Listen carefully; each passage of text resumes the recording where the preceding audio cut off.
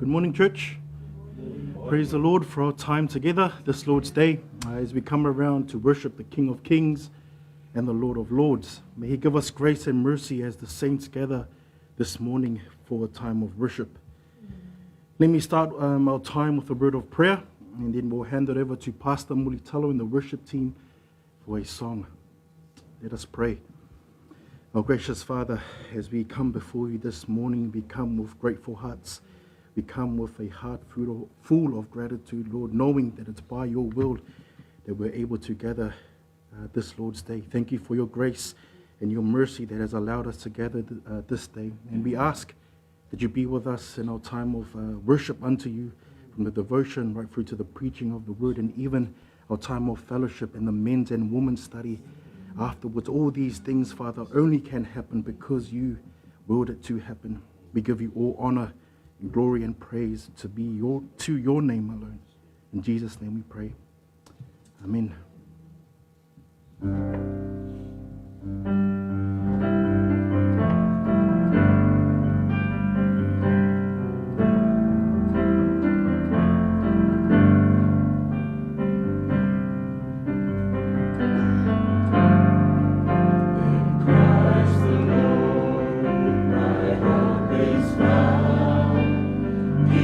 My light, my strength, my song, this cornerstone.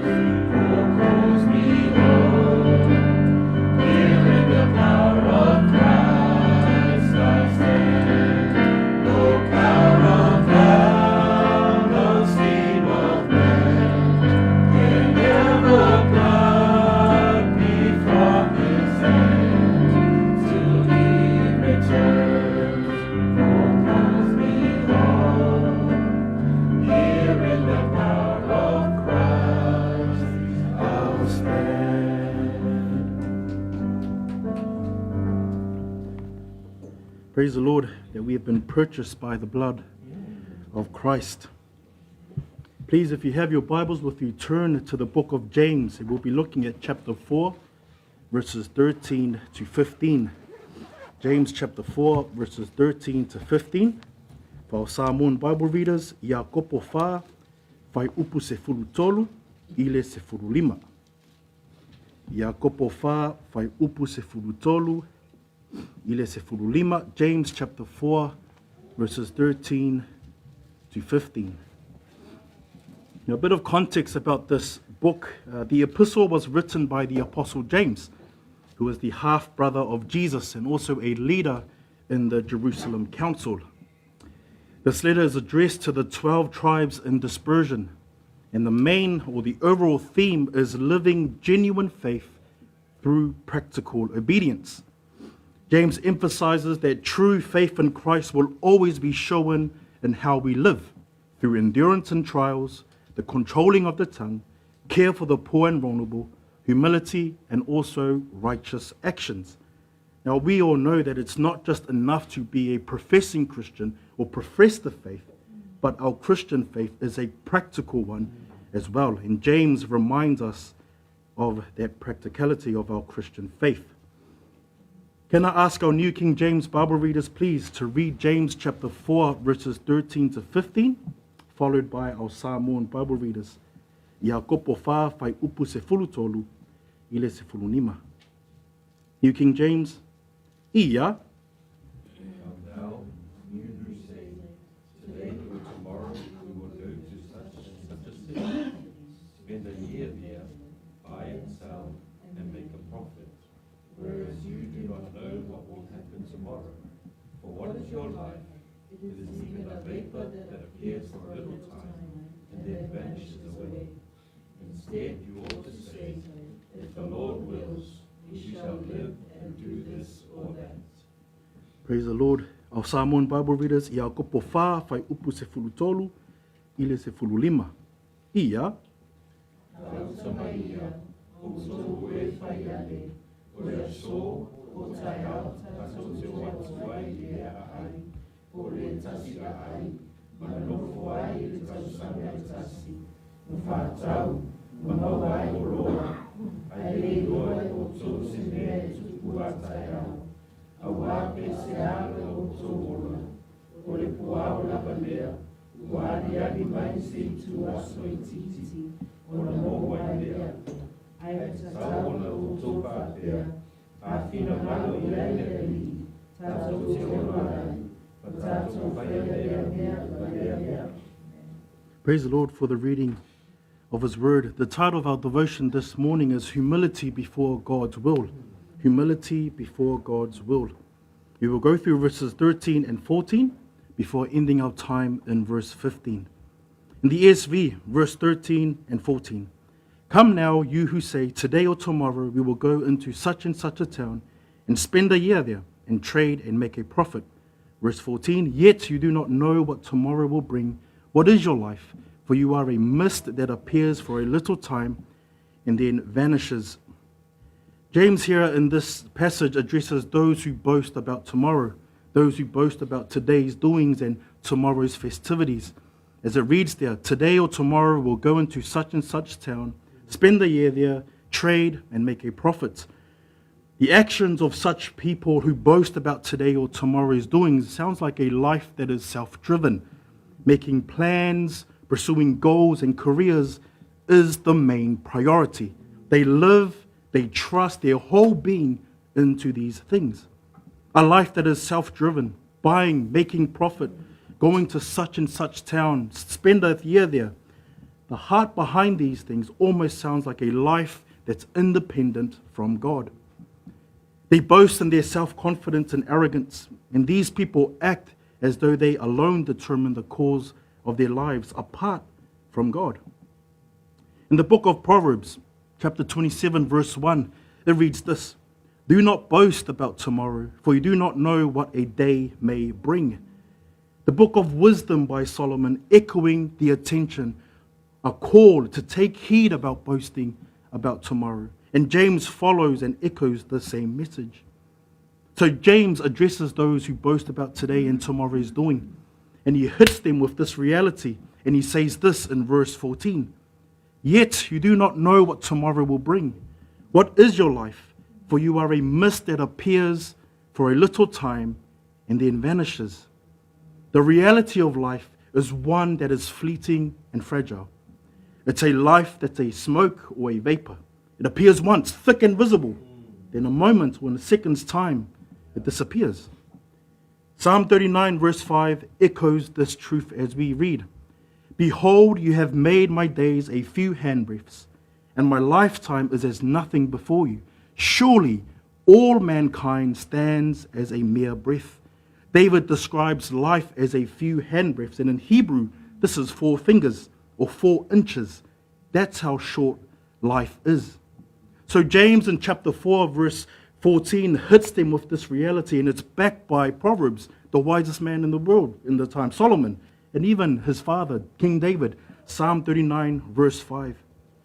And once he challenges them, and once he hits them with this reality, to get them thinking about their life, about the assurance in themselves, about the assurance in their planning and in their festivities and in their self-confidence. Once he's pricked the conscience, he then corrects them and he instructs them with this godly wisdom. Verse 15. Instead, you ought to say, if the Lord wills, we will live and do this and that. James here settles with this correction, this encouragement, this reminder. A life of humility under God's will. This is a life of surrender. One of humility to plan in pencil, but allow God's plan to intervene if he wills. It's a focus that is set on pleasing the Lord. It's a life with an intention to give all glory back to him. So if it is the Lord's will that we do this, or that we do that, or we get together tomorrow, we can only say it's him. He's allowed us to do these things. Now, the way this passage is toned in the Greek is one that calls to attention. It's one of admonishing and correcting. It's a call back to reality, a call back to our life and how fragile it is. It's a call not to put all our trust and our assurance in the fleeting things of this world. Now, please hear me out. I'm not saying to not plan and to not set goals and all that. But I do respectfully share this.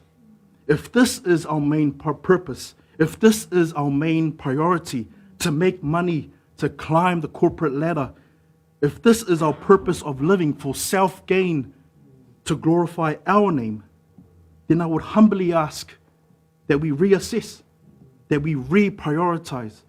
Let us not put all our trust in these things. Let us not put all our assurance in these things, but let us put our assurance and trust ultimately in Christ. Our lives lived intentionally pleasing the Lord is a life that gives all glory back to Christ. Is the 5th sola, soli Deo gloria. All of life to the glory of God alone.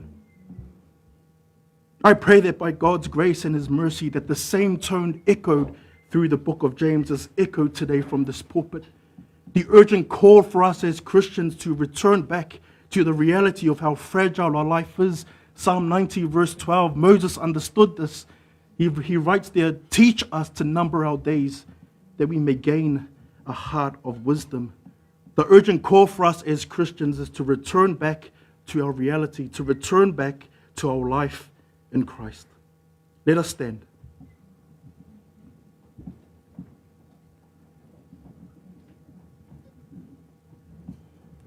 As you worship the Lord this morning, let us not just offer a lip service, but a heart that's engaged.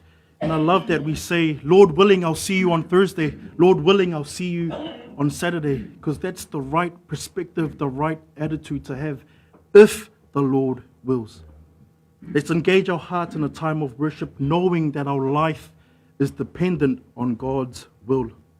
And I'll hand it over to Pastor Mulitaro and the worship team to lead us in a song of worship.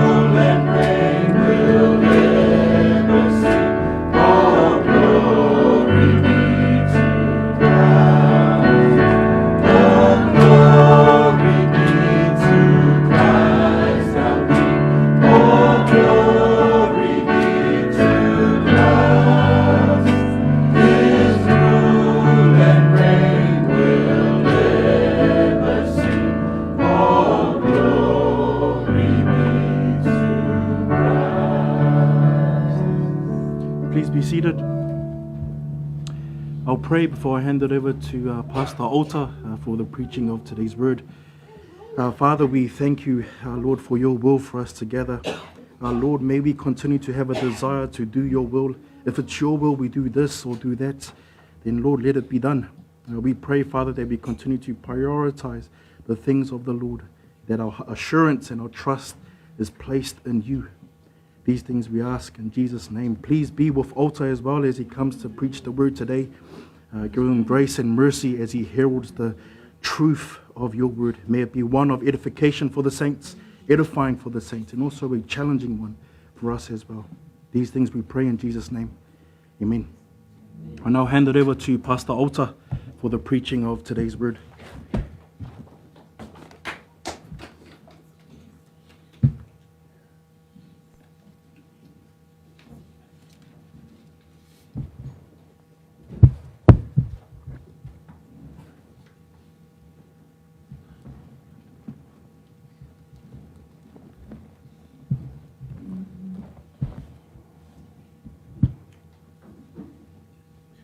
Morning, church. Very warm welcome to those who are visiting and our regular members. Lovely to be here today and a privilege to share from God's word.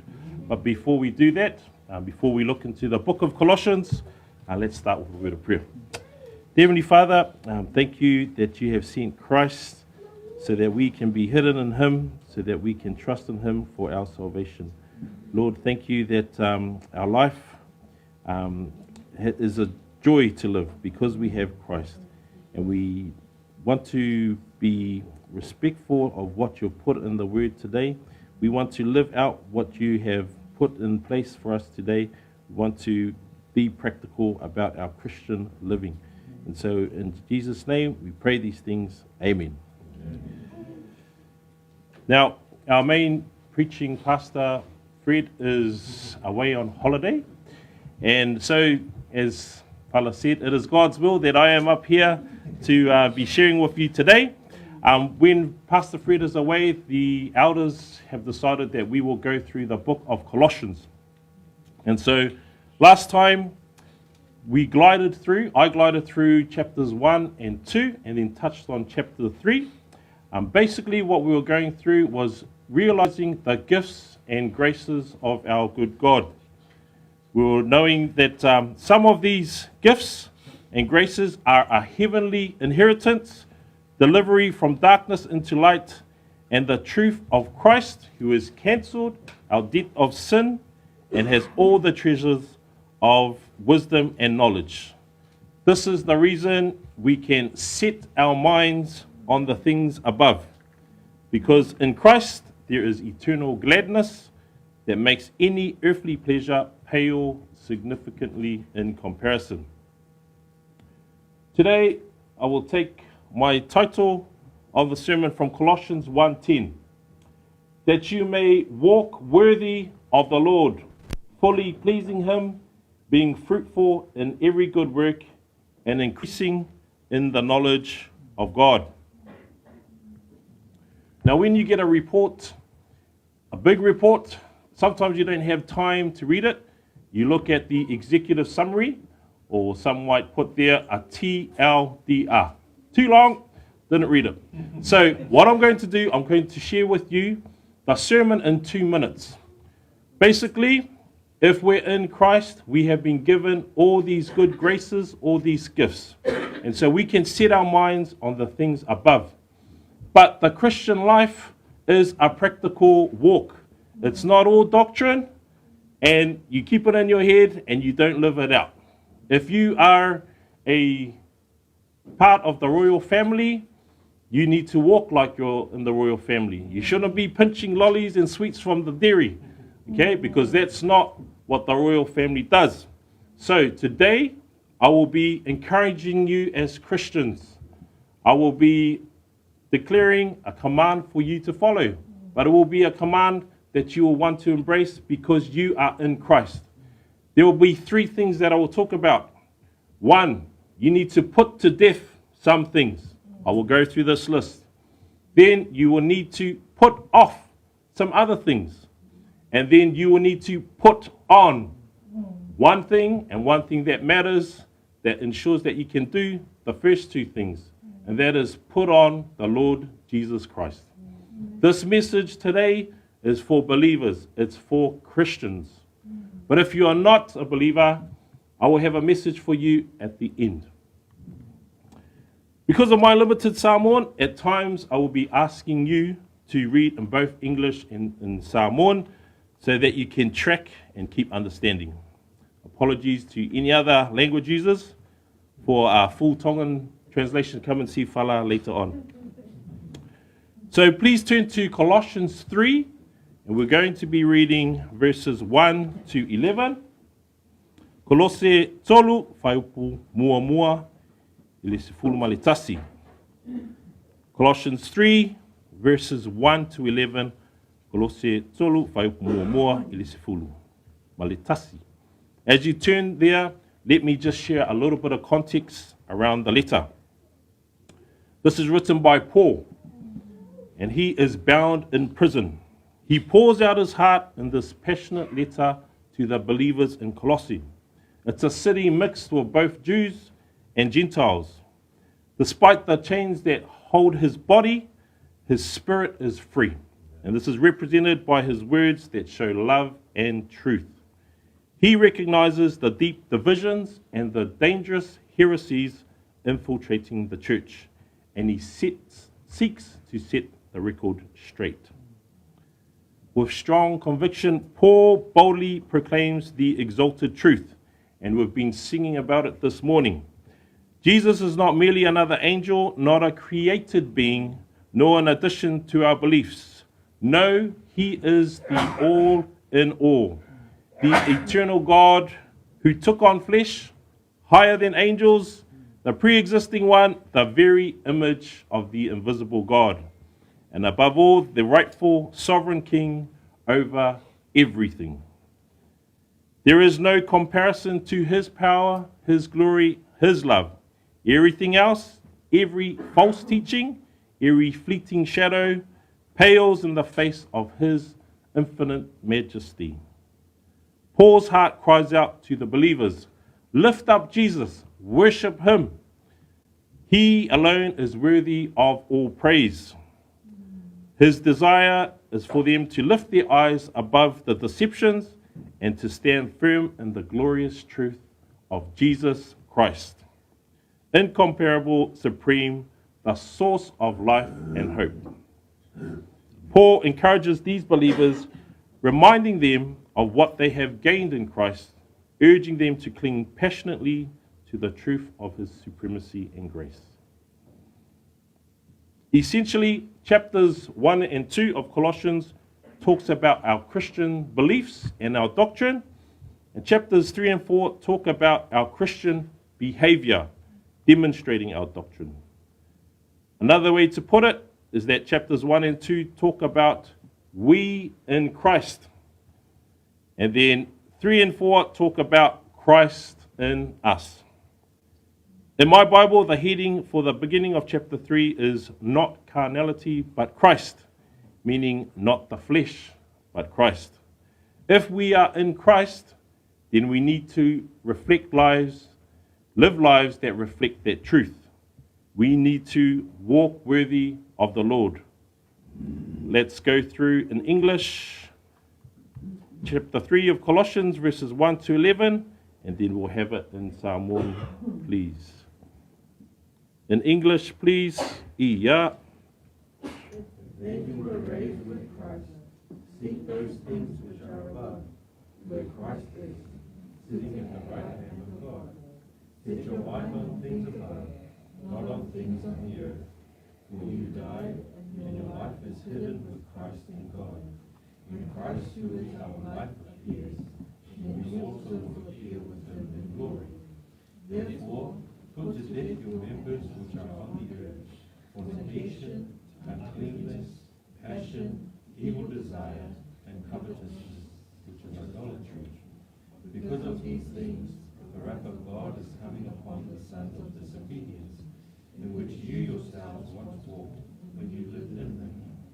But now you yourselves put off all these: anger, wrath, malice, one another, since you have put off the old man with his deeds, and have put on the new man, who is renewed in knowledge, according to the image of him who created him. Where there is neither Greek nor Jew, circumcised nor uncircumcised, barbarian, Scythian, slave nor free, but Christ is all and in all. Praise the Lord for the reading of his word. I'll focus on these two verses. If then you were raised with Christ, seek those things which are above, where Christ is, sitting at the right hand of God. Set your mind on things above, not on things on the earth. Now that was the emphasis in the last sermon that I shared up in here. In verse 1, the words if then can be translated better to the word since. Other versions have therefore if. If you have been raised up with Christ, or since you have been raised up with Christ, then there is some actions to follow. Now, as I shared earlier, this is a message for Christians. Paul shared this message to the people of Colossae in his day, but the message is still relevant today. It goes beyond the place that it was originally addressed to and the people. Now, since you were raised with Christ, what does this mean, raised with Christ? There's an explanation in Ephesians 2, 4-6, where being raised with Christ is emphasized in verse 6. Now, just to make it easier, if you just keep your fingers in the book of Colossians, in your English or Samoan Bible, then I will put up the other references up here and then we can read them together. Also, this is recorded, so if you want to check the references later, be a good Berean, then you can check that out as well. Now let's read Ephesians 2, 4-6 in English and then Samoan, please. But God, who is rich in mercy, because of his great love with which he loved us, even when we were dead in trespasses, made us alive together with Christ. By grace you have been saved, and raised us up together, and made us sit together in the heavenly places in Christ Jesus. In Samoan, please, Iya.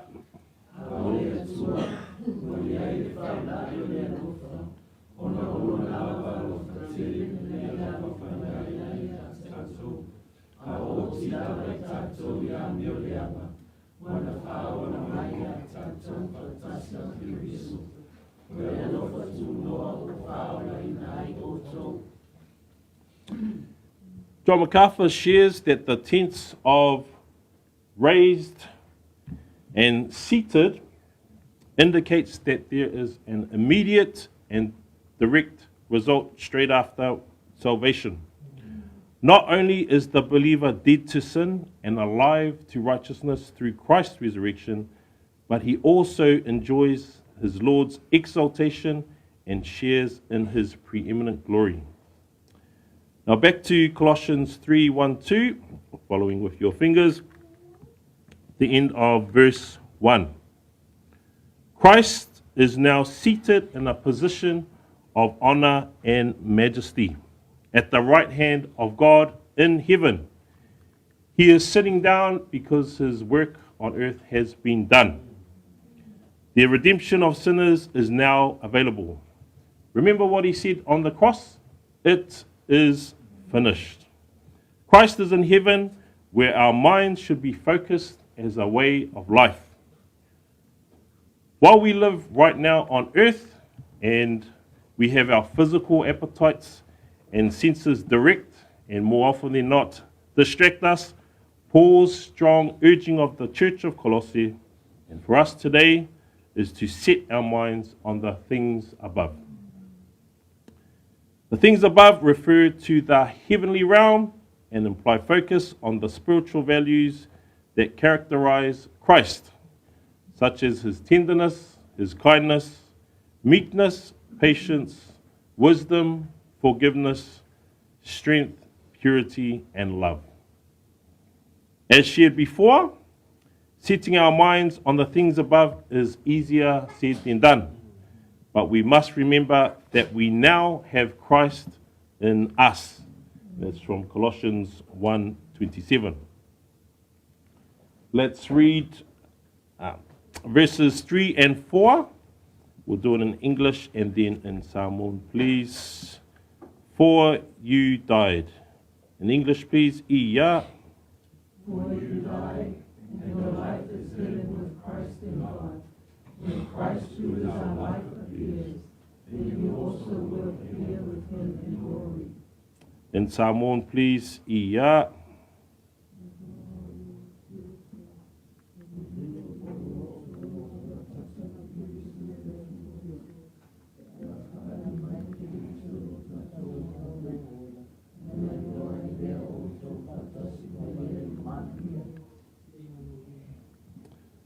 Thank you. So if we just keep our fingers on Colossians and our Samoan in English. Sorry, I don't have all the slides up here. Now, it says here, for you died and your life is hidden with Christ in God. When Christ, who is our life, appears, then you also will appear with him in glory. Now, you may be confused. Are we dead? Are we alive? Or are we playing hide and go seek with God over here? Here is what we are, if we are Christians. We are dead to sin and alive to God. Again, you are dead to sin and alive to God, or alive to Christ. Let me explain with Romans 6, verses 10 and 11, so we can read up here, Romans 6, 10, 11 in English, and then in Samoan up here on the screen. For the deaf, ia, for the deaf, he died to sin, but the life that he lives to God. Likewise, you also reckon yourselves to be dead to sin, but alive to God in Christ Jesus our Lord. In Samoan, please, ia.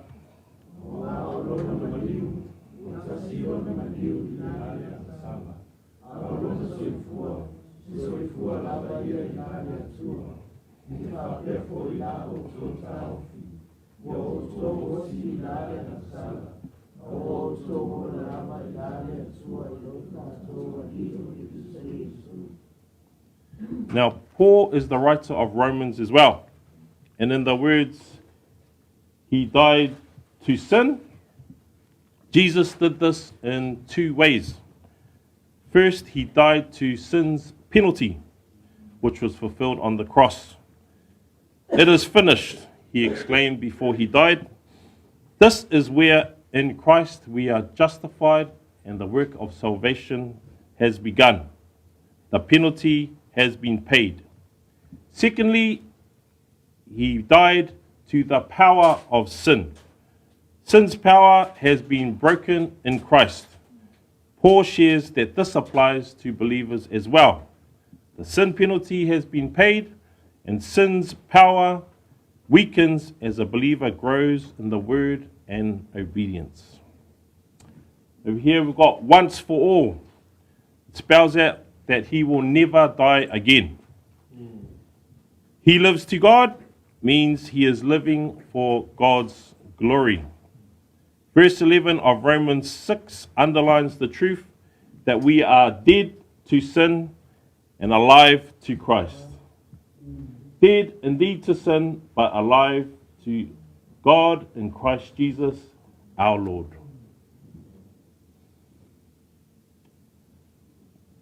Back to Colossians 3, 3-4.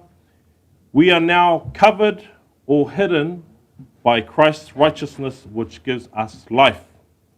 Our identity is now in Christ, not in our sin nature. Sin is no longer our master because Jesus has taken over. Jesus has already come once as our suffering servant, and in his second coming, he will come as the ruling Messiah. Those who are in Christ will share in his glory. Having read through verses 1 to 4, now let's read verses 5, 6, and 7. Just got it up in here in English. I will read in English and then Samoan, please. Therefore put to death. Ia. Therefore put to death your members which are on the earth, fornication, uncleanness, passion, evil desire, and covetousness, which is idolatry. Because of these things, the wrath of God is coming upon the sons of disobedience, in which you yourselves once walked when you lived in them. In Samoan, please, whaipu 5 i whitu, ia.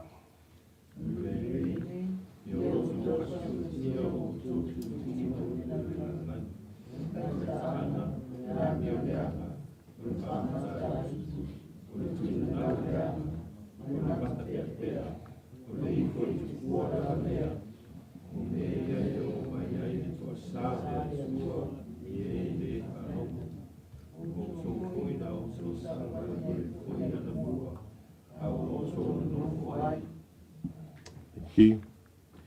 Verse 5 starts off with the word therefore, which is a reference to the words from the first 4 verses. To paraphrase, we could take it to mean this: because you have been raised with Christ and are hidden in him, then put to death your members which are on the earth. This expression, put to death, is meant to reveal the seriousness of sin and its consequences and the strong response that we should have to it. This is not a light dismissal or even suppressing or trying to control sin. This is a conscious effort to put to death the remaining sin in our flesh. We do not unalive sin, as some young misguided youth say. We need an urgent killing or mortification of sinful deeds and desires. Now remember, in verse 2, we are to think about the things above and not the things on earth. Well, here's a list of some of them. Let's go to the list that we've read: fornication, uncleanness, impurity, passion, evil desire, and covetousness, which is idolatry. We are to put to death these things. First thing, fornication. This comes from the Greek word porneia, which is any sexual activity outside the covenant of marriage.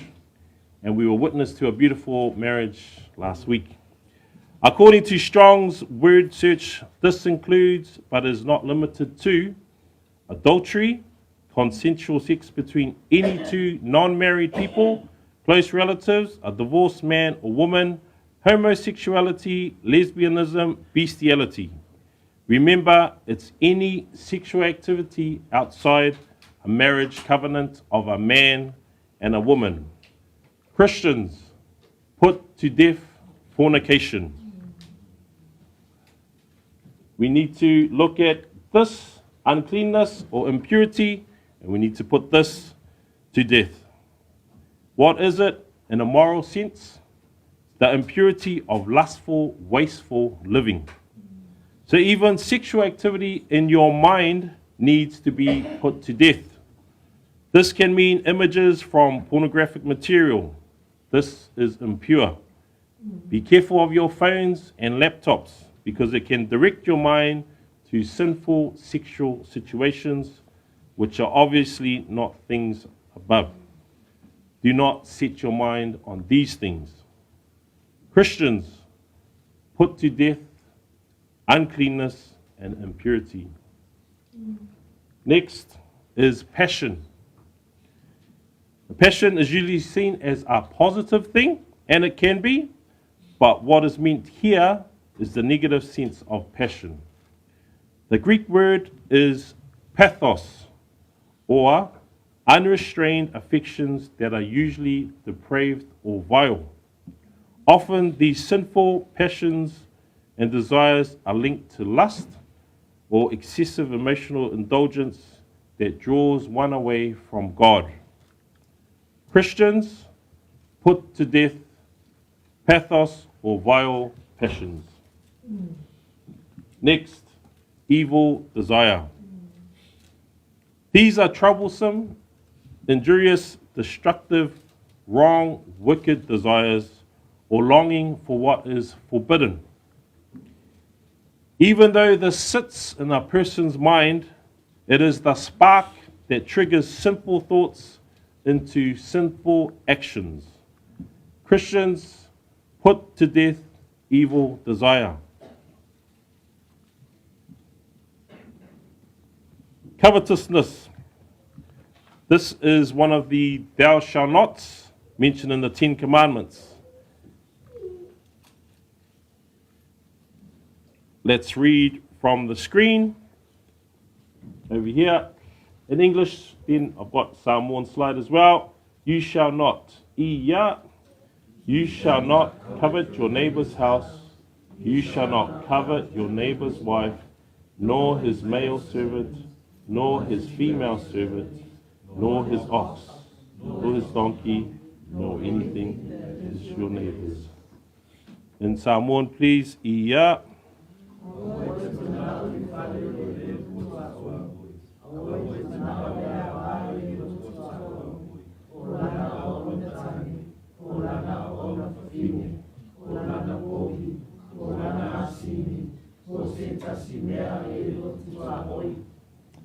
Thank you. Covetousness is having an eager, excessive, or greedy desire for something. And usually it's what belongs to someone else. A greedy desire to have more is opposite to the Christian ideal of being content. From John MacArthur, he shares this. Contentedness says, God, for all that you've given me, thank you. I don't want anything else. God, I don't want any more money. I don't want any other person for sexual fulfillment than my wife or my husband. Or I don't want any more than the singleness you've given me for this time in my life. And God, about my house and my car and whatever else, I don't want anything more, God, than what you've given me. I am content. Contentedness will kill covetousness. You get contentedness by trusting God. How do you trust God? You get to know Him. How do you get to know Him? You read your Bible because it reveals much about Himself. Christians, put to death covetousness. Now we are to put these to death, not merely tame, manage, or reduce how often we do it. A person who cheats on their spouse 5 times a week is still not faithful if they reduce the adulterous behavior to once a month. It needs to be put to death, mortified, killed off, cut off, because now they are in the Lord, raised together with a life hidden in Christ. People who are saved from the penalty and power of sin should represent Christ well.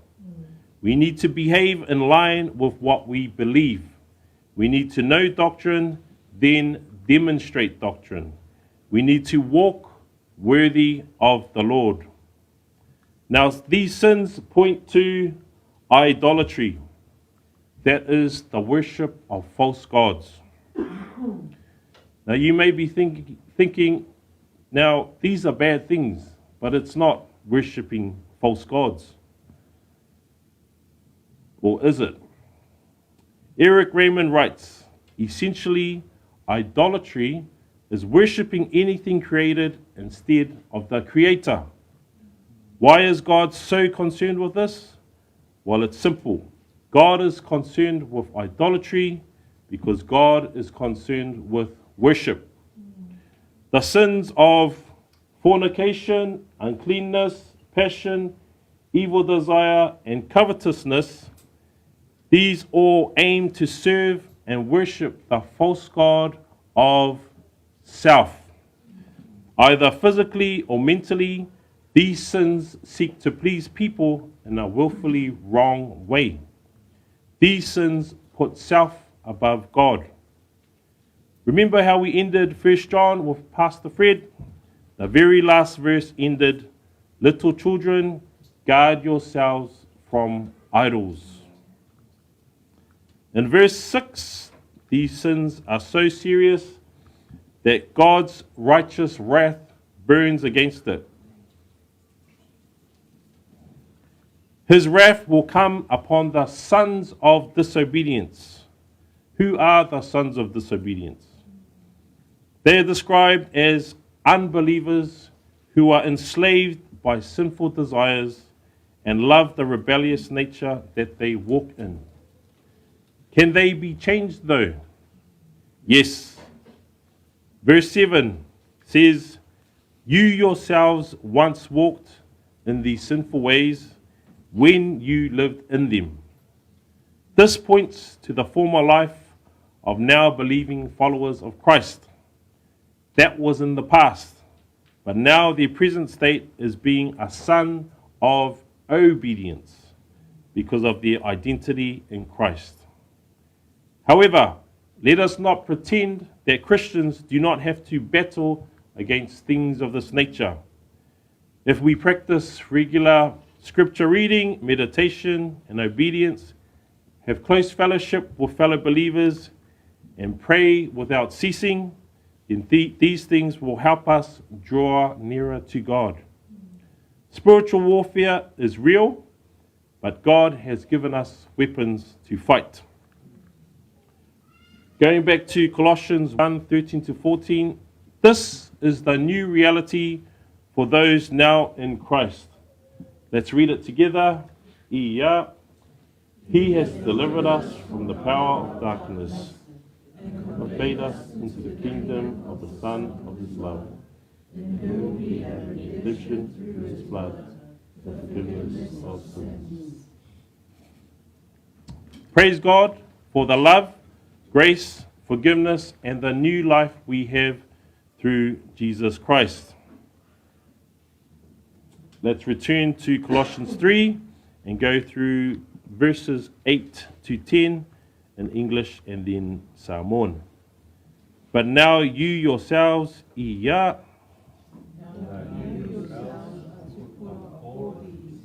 anger, wrath, malice, blasphemy, filthy language out of your mouth. Do not lie to one another, since you have put the old man in his deeds, and now put on a new man who is renewed in knowledge, according to the image of him who created him. Thank you. Kolosi tolu, whaipu valu ilisifulu, ia.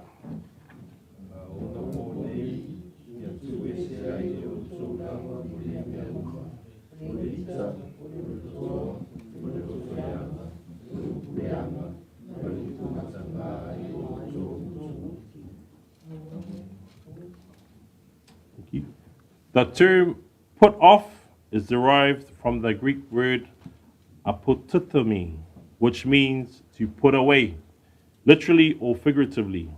Cast off, lay apart, lay aside, lay down, put away, put off. A believer must put off, lay aside, discard the figurative old filthy clothes or ways of their old sinful lives. James 1:21 puts it this way. Therefore lay aside all filthiness and overflow of wickedness, and receive with meekness the implanted word, which is able to save your souls. Could read in Samoan, please. Shapopo muamua los fulmaltasi iya.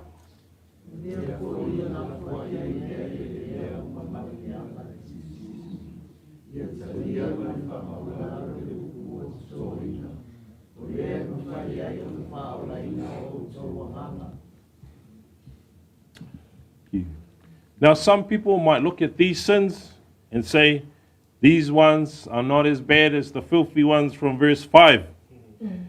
That is not the attitude to have.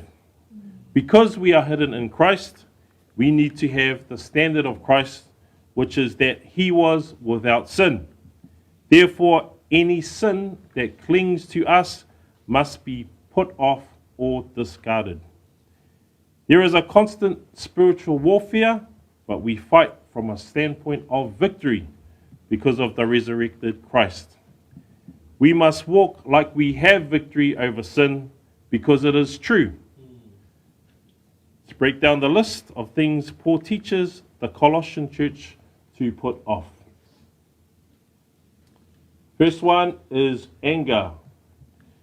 From the Greek word orge, this is a deep, smoldering, resentful bitterness.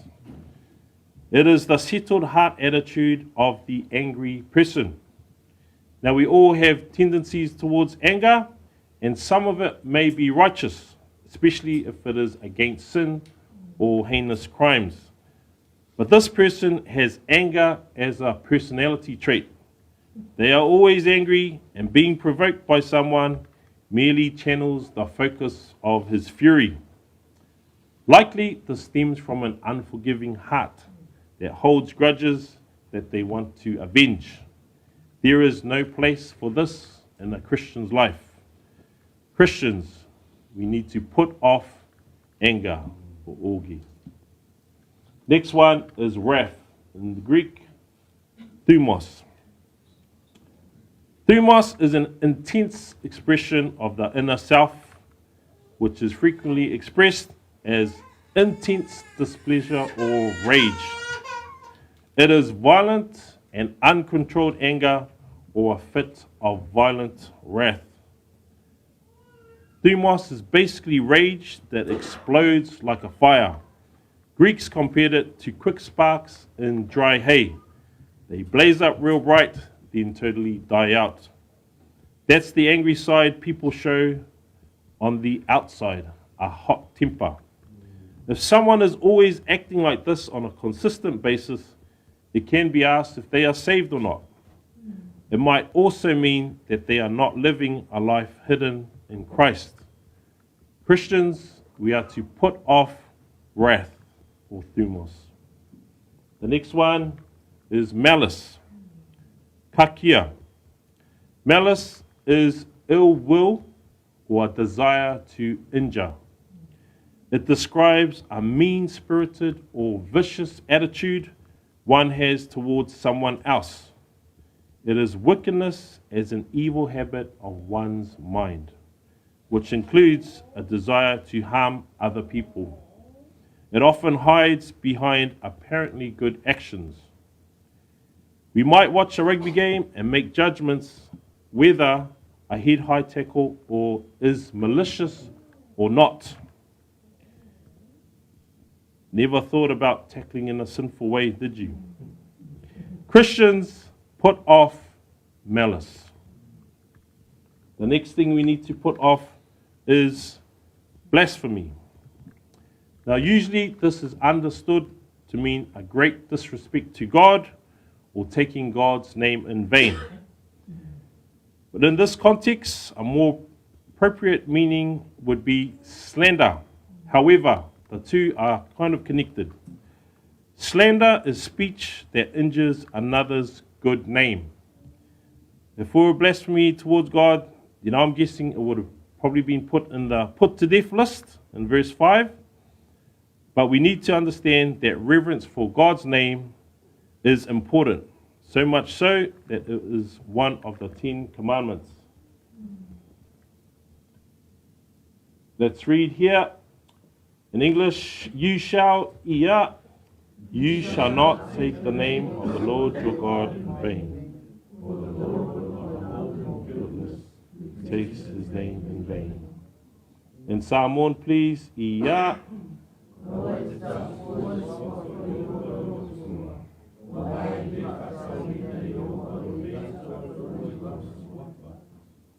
Thank you. Coming back to the idea of slander. Did you know that when you slander a person that you are slandering God? When we discredit or disparage someone, remember that they have been made in the image of God. And an insult directed at a person is an insult directed towards the image of God.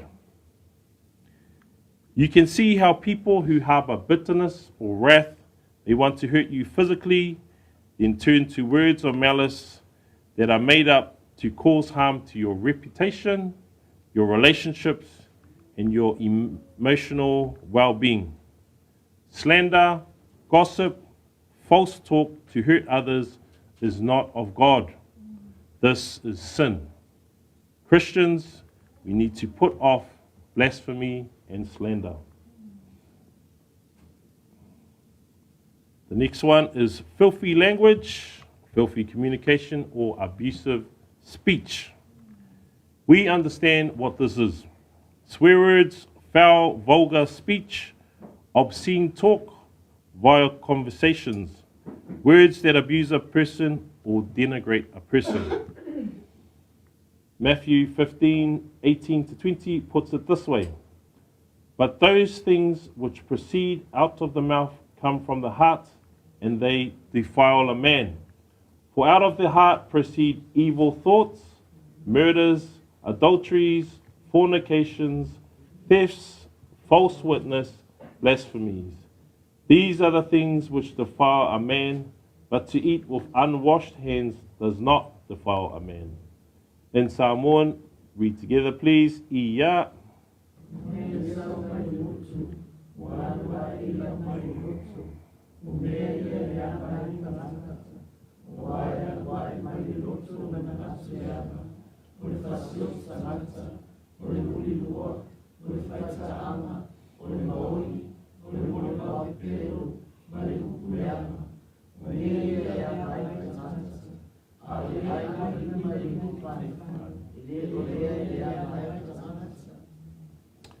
Christians, we are to put off filthy language. The next one is lies. We learn to do this early in our lives and is in direct opposition to living an honest, upright life. To speak deliberate falsehoods or untruths for whatever reason is not part of the Christian walk. To do so with a spirit to deceive is especially corrupting to one's integrity and character. Matthew Henry shares that lying is contrary both to the law of truth and the law of love.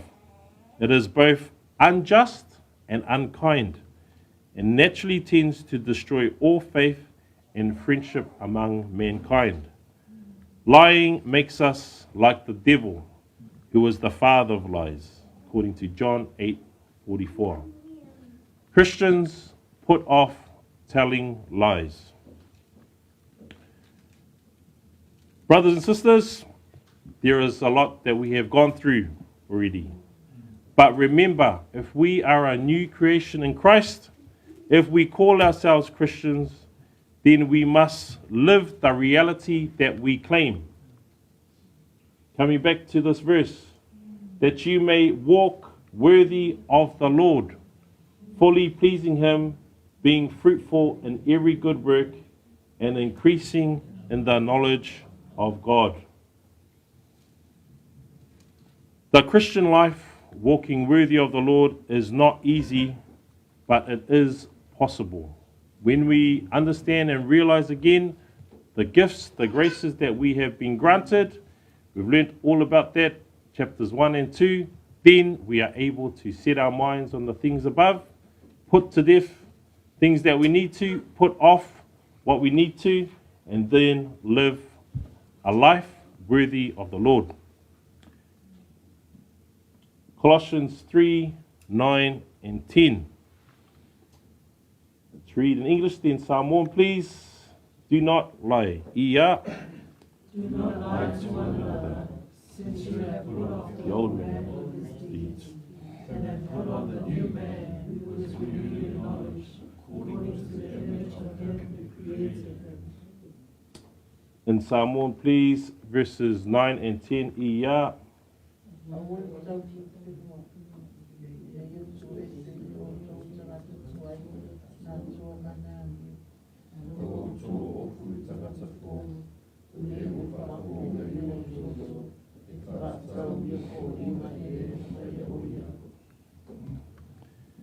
Verses 9 and 10 talk about putting off the old man and putting on the new man. Nice to put something on after all that putting off, eh? The old man is the person that you were before Christ saved you. The new man is the person that you are now in Christ. Put it on and keep it on. You have been forgiven, your sins exchanged for righteousness. You have come out from darkness into light. You are now dead to sin and alive to Christ. Christian, you have put on the new man and your life is now hidden in Christ. Live that truth. Verse 10 talks about the new man being renewed in knowledge according to the image of him. Jesus is him. The knowledge comes from the Word of God, and the Christian wants to use this knowledge to be more and more like Christ. After all, He created us in His own image. Now, the reason Christians still sin is that sin still lives in the unredeemed flesh with its corrupted desires.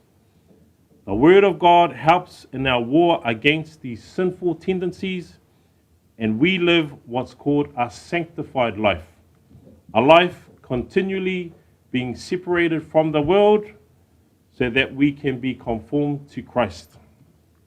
Christians, put on the new man, put on Christ. And this is our last verse from Colossians 3 today.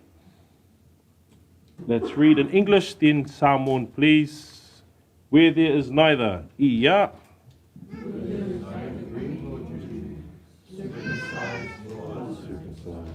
barbarian, Scythian, slave, nor free, but Christ is all and in all. And Samoan, please, ia.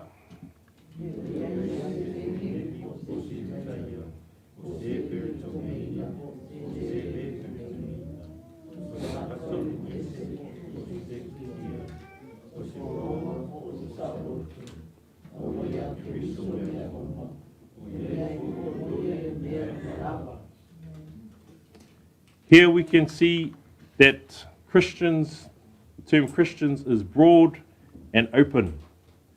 Greeks, Jews, circumcised, uncircumcised, barbarian, Scythian, slaves, free people. Can I add some more? Rich, poor, European, people from the Caribbean, Filipinos, albinos, Eskimos, people who love rugby, people who hate rugby, Palestinians, Lithuanians, engineers, volunteers, courier drivers, limo drivers, people being driven by limo drivers.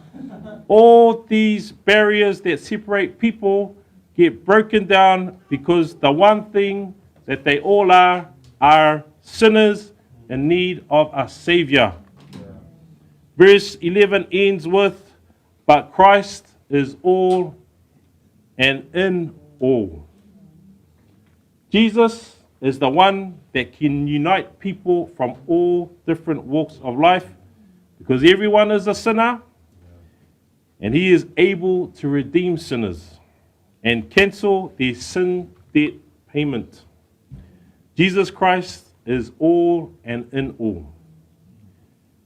Today, my friends, I've shared a sample of a letter from Paul who wrote to the Colossian church, most of whom have a new man and are a new creation in Christ. May you be encouraged to, 1, put to death those things that we talked about, 2, put off what we shared earlier, and 3, to put on the Lord Jesus Christ. Today, though, there will be some of you who have the old man, old creation. You are without Christ. You are enslaved to sin. You revel in your rebellion, and the righteous wrath of God awaits you as a son of disobedience. As expressed earlier, we have all been born sinners. Romans 6:23 says, for the wages of sin is death, but the gift of God is eternal life in Christ Jesus our Lord.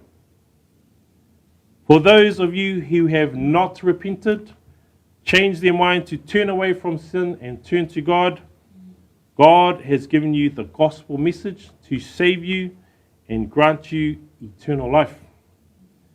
In all honesty, if you have not surrendered your heart to the Lord Jesus in saving faith, then don't worry about the first two lists I gave you. You can't do it. Your flesh does not enable you to, because you are alive to sin and dead to Christ. But Jesus can save you. Jesus sacrificed himself for you. I like how Dr. Frank Turek shared things at Charlie Kirk's memorial. There's only two things you can get in the afterlife. You can get justice or you can get grace. And none of us want justice from an infinitely just God. We can't handle it.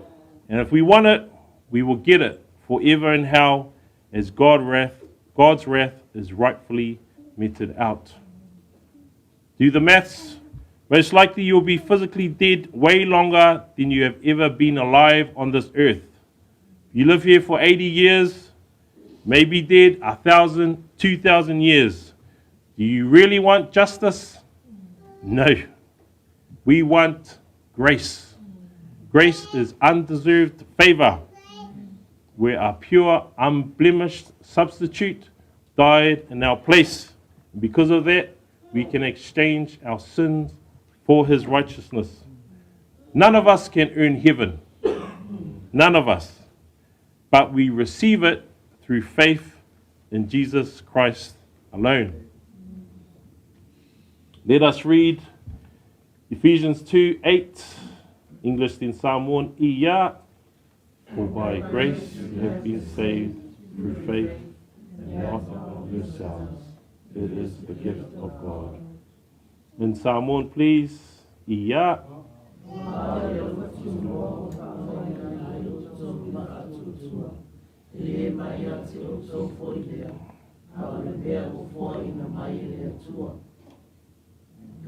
Today I've been addressing the Christians. This last message is an address to the old man or the unbelievers among us. Repent from your sins and put on the Lord Jesus Christ to be a new man, a new creation in Christ, and embrace the amazing grace that he has ready for you. Let us pray. Dear Heavenly Father, we thank you for your word. Thank you for doctrine, where we learn the truths given to us by Christ, Lord, all the redeeming, positive, joyous facts that we have to benefit from because we are in Christ Jesus. Lord, we know that it's not just things kept in our head.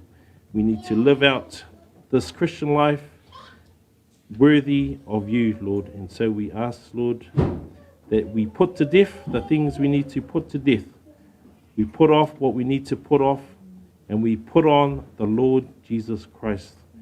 Lord, thank you that we are reminded that we need him every hour. We need him every moment of our life to keep in line with walking worthy of the Lord. Pray for those who are yet to receive him as their Lord and Savior, Lord. Pray that their hearts may be softened to receive that love, that grace, and that mercy that he provides. We pray these things in Jesus' name. Amen. Now pass it back to our brother Fala.